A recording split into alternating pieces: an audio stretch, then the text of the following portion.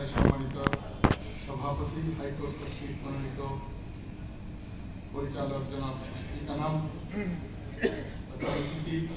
বিশেষ অতিথিবৃন্দ, diamond executive বৃন্দ, আজকের সকল উপস্থিতি, গণপ্রজাতন্ত্রী বাংলাদেশ সরকারের SBNSI ডিটেকটিভ টাস্ক গোয়েন্দা সত্তার ভাইয়েরা, জাতির জাগ্রত বিধায়ক, সাংবাদিক বন্ধুগণ, সবাইকে সালাম। আসসালামু আলাইকুম। ওয়ালাইকুম আসসালাম। প্রিয় ভাইয়েরা, আমরা ম্যানেজমেন্টের কেউ নই, আমরা মার্কেটিং এর কাজ করতে করতে এসপি ডায়মন্ড পেয়েছি। আজকের এই দিনে শ্রদ্ধার সাথে আমি স্মরণ করছি যিনি এই সিস্টেমের বাংলাদেশের গুরু, নেটওয়ার্ক মার্কেটিং গুরু, যার কাছ থেকে আমরা বিজনেসটা শিখেছি, জনাব মোহাম্মদ রফিকুল আমিন, মোহাম্মদ হোসেন সহ সকল। আজকের এই দিনে তাদের নিঃশব্দ মুক্তি চাই।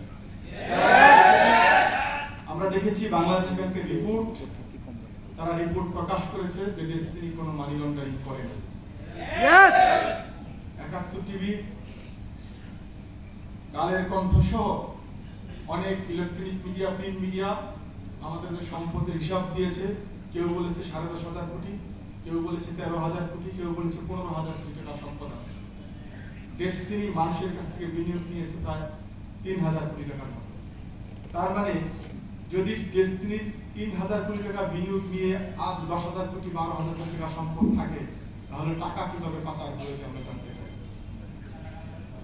বাংলাদেশের আর্থসামাজিক প্রেক্ষাপট আজ এমনই এক প্রেক্ষাপট, যে প্রেক্ষাপটে ডেস্টিনি বাংলাদেশের অর্থনীতিতে ব্যাপকভাবে ভূমিকা রাখছিল এবং ওদের ভবিষ্যতে অনেক ভূমিকা রাখা সম্ভব।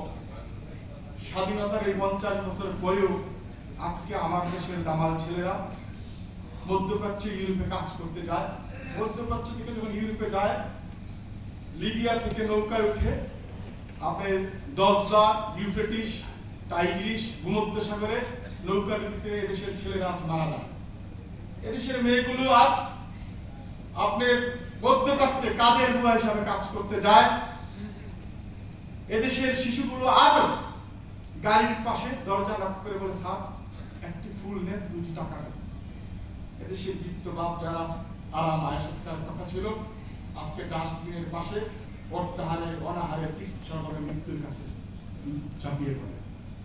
এরকম একটা অর্থসামাজিক প্রেক্ষাপট ডেস্টিনি ৪৫ লক্ষ লোকের কর্মসংস্থান সৃষ্টি করেছে। আজ কি কারণে আজ ৪৫ লক্ষ লোক, ৮ লক্ষ বিনিয়োগকারী কেউ ম্যানেজমেন্টের প্রতি কোনো অভিযোগ করে নাই? কাদের অভিযোগের ভিত্তিতে আছে এই কোম্পানিটা বন্ধ আছে? এটিও আমরা জানতে চাই। প্রিয় ভাইরা, তারপর আজ হাইকোর্ট কর্তৃক বোর্ড আজকে ব্যবসাটা চালু করার সিদ্ধান্ত নিয়েছে, যে আমরা সবাই সাধুবাদ জানাই। আমরা বিশ্বাস করি দেশে যখন বন্যা হয় প্রচুর ফসলের ক্ষতি হয় বটে, কিন্তু জমিতে যেই পরিমাণ পলি জমে, পরের বছর ৩ গুণ, ৪ গুণ, ৫ গুণ, ১০ গুণ ফসল ফলে।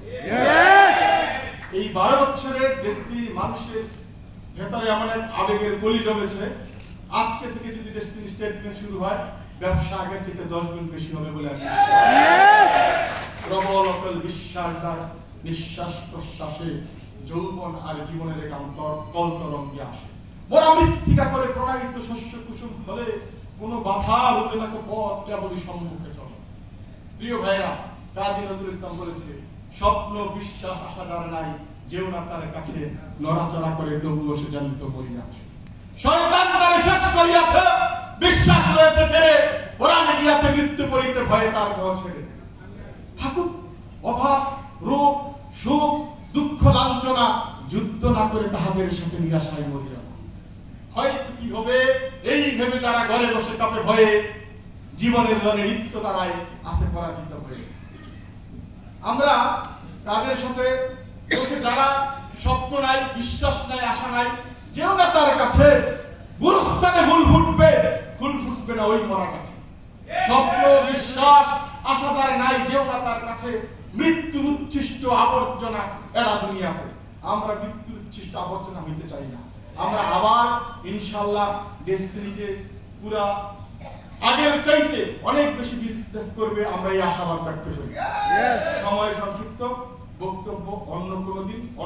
মঞ্চে আবার দিব ইনশাআল্লাহ। আমরা সেই ফররুকে ভাষায় বলতে চাই, অনন্ত অসীম প্রেমময় তুমি বিচারে দিনের স্বামী, যতগুলো গান হেছিল মহান তোমারই অন্তর্যামী। ধুলোকে ভুলোকে সবারে ছাইয়া তোমারই চরণে পরিগল উঠাইয়া, তোমারই সকাশে চাহিদা শক্তি তোমারই করুণা কামি, তুমি অন্তর্যামী। তুমি আগামী দিন ডেস্টিনিকে অনেক দূর নিয়ে যাবে।